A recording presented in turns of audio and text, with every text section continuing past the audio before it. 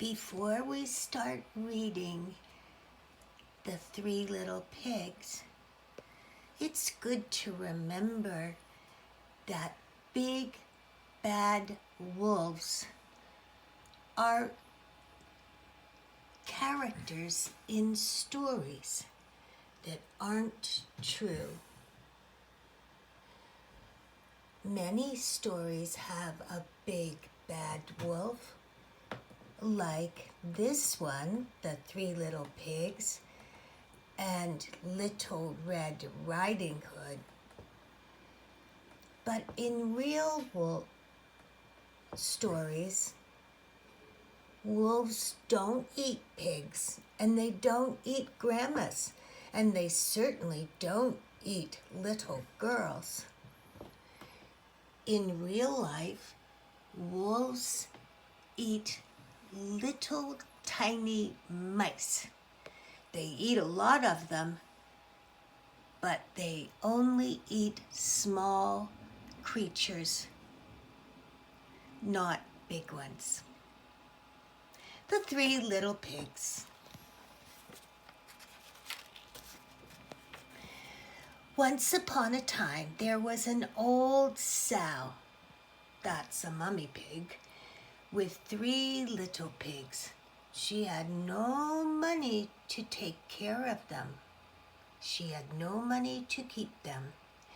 So she sent them off to seek their fortune.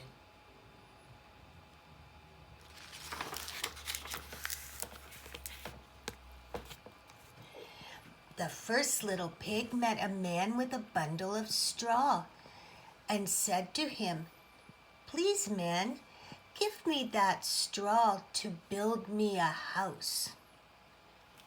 So the man did, and the little pig built his house with it.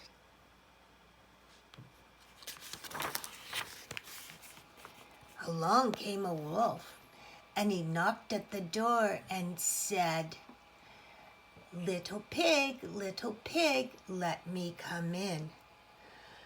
No, said the little pig, "not by the hair on my chinny chin. "Then I'll huff and I'll puff and I'll blow your house in," said the wolf.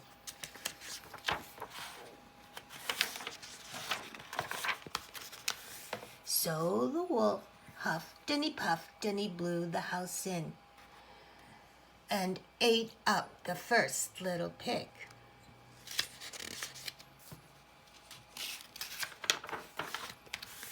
The second little pig met a man with a bundle of sticks and said, "Please, man, give me those sticks to build me a house." So the man did, and the little pig built his house with them. Then along came the wolf and said, "What did he say, Alice?"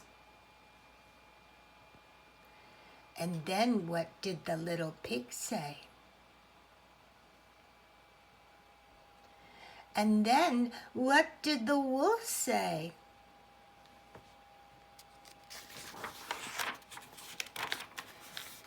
So he huffed and he puffed and he huffed and he puffed, and at last he blew the house in, and he ate up the second little pig.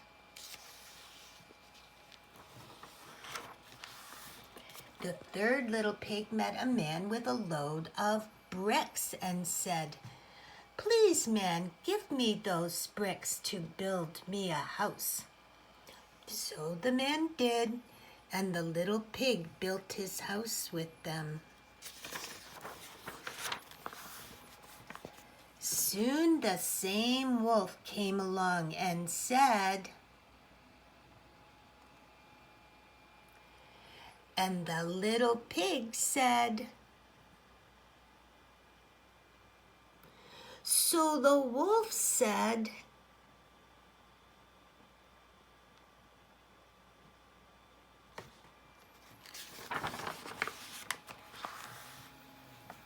well, he huffed and he puffed and he huffed and he puffed and he huffed and he puffed. But he could not blow the house in. At last the wolf stopped huffing and puffing and said, "Little pig, I know where there is a nice field of turnips." "Where?" said the little pig. "On Mr. Smith's farm," said the wolf. "I will come for you tomorrow morning, and we will go together and get some turnips for dinner." "Very well," said the little pig. "What time will you come?" "Oh, at 6 o'clock," said the wolf. Well, the little pig got up at 5. He went to Mr. Smith's farm and got the turnips before the wolf came to his house. "Little pig, are you ready?" asked the wolf. The little pig said, "Ready?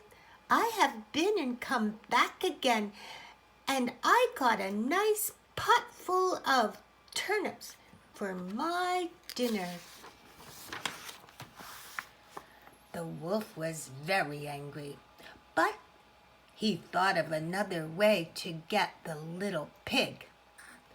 So he said,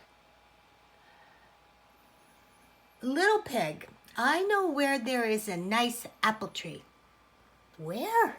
said the little pig. "Down at Mary Garden," replied the wolf. "I will come for you at 5 o'clock in the morning, and we will get some apples."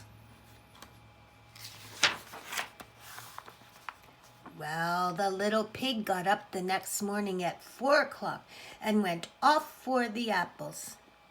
He wanted to get back before the wolf came, but it was a long way to Mary Garden, and then he had to climb the tree. Just as he was climbing back down with his basket full of apples, he saw the wolf coming. "Little pig," the wolf said, "you got here before me. Are the apples nice?" "Yes, very," said the little pig. "I will throw one down to you." And he threw the apple as far as he could throw.